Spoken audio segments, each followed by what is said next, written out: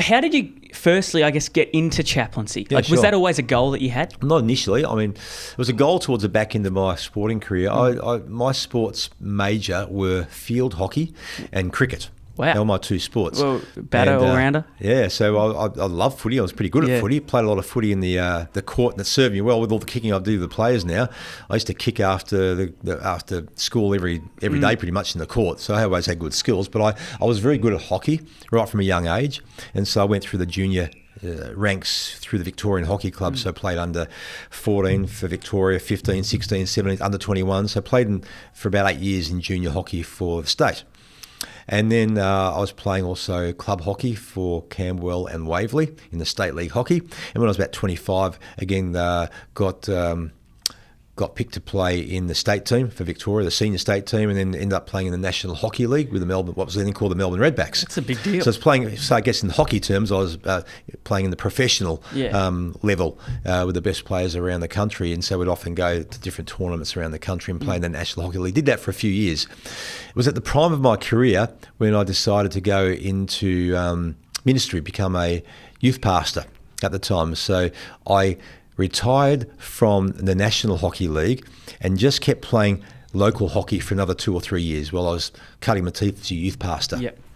All right. So then I retired from hockey when I was about the age of 32. I was playing cricket during the other part of the year. I played for the Heathmont Baptist Cricket Club in the Eastern Suburban Churches for many years and enjoyed that, and then went down to Ringwood District Cricket Club to see if I could make it district cricket, and played there for a couple of years and played in the ones for a year, which I loved doing, but it was almost like I've proved myself I can do it at that level. Now I'll go back and just enjoy my cricket with my mates. So coming out of that, I wanted to stay involved at high level sport when I retired, and I had a friend that was a chaplain at the Melbourne Football Club and was at the Eastern Rangers, and he said to me, hey, how about you replace me at the Eastern Rangers when you retire from your sport? You're a youth pastor, you're in the area. So that's how I got into it. Wow. So I hadn't really thought about chaplaincy until I saw him in it, didn't even know much about it. I thought, what a great opportunity. And so that's how I got into it. Yeah. I was a youth pastor at the Heathmont Baptist Church, only 10 minutes up the road from the Eastern Rangers training base.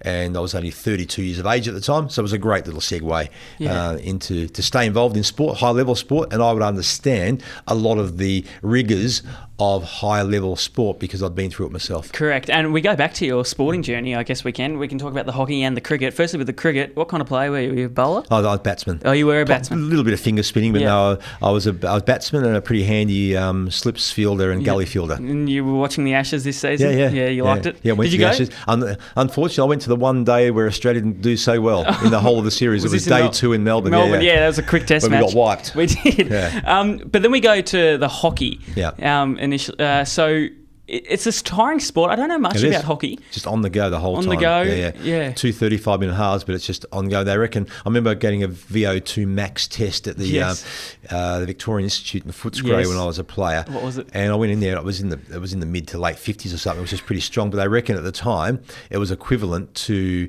a non-baller in the AFL. What would the average midfielder in the VO2? I'm not sure what it is these days. They're probably even fitter these days than they were 25 years ago or so.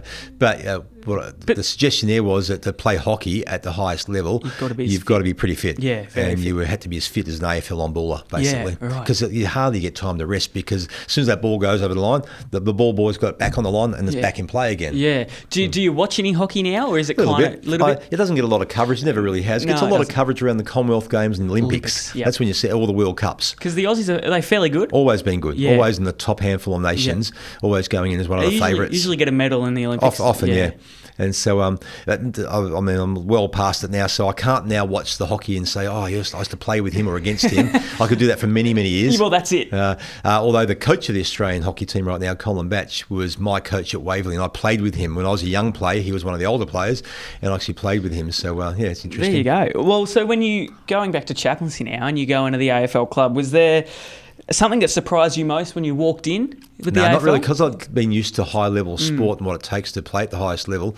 Not a lot of surprise, other than that they probably, in the AFL, it's probably next level again. Yeah. Because everything's paid. It's so professional. Yeah. What surprised me probably was the amount of people involved in the club helping support these players towards their goal. Yeah. So there's loads of people that are involved in the Yeah. club. So everyone's got their own little piece of the pie somewhere. And so from dietitians to doctors to psychiatrists to counsellors to Everything. fitness coaches, physiotherapy. I just go on and on and Yeah. on. There are so many people in positions here in the club helping them get to where they want to get to. Yeah. So That do probably surprised me. all the players individually have their own goals? Yeah, they would. I wouldn't be privy to those, Yeah. but they would work those goals out with a player development manager, yeah, for Yeah. sure. They'd have goals, not just, they'd have on-field goals, but they'd also have life goals. Correct. And see, all of them, if you go into our player development manager's office, you look up on his wall, and he's got a photo, not a photo, like a list of all the players, and under that, there's also a note of what each of them are doing externally at the club to help further themselves in their careers and their education. So most of them are doing part-time jobs or part-time studies, I should say, studying something to help them further their careers going forward. So, so we're very, very keen that there's something else that's sowing into their lives beyond just football.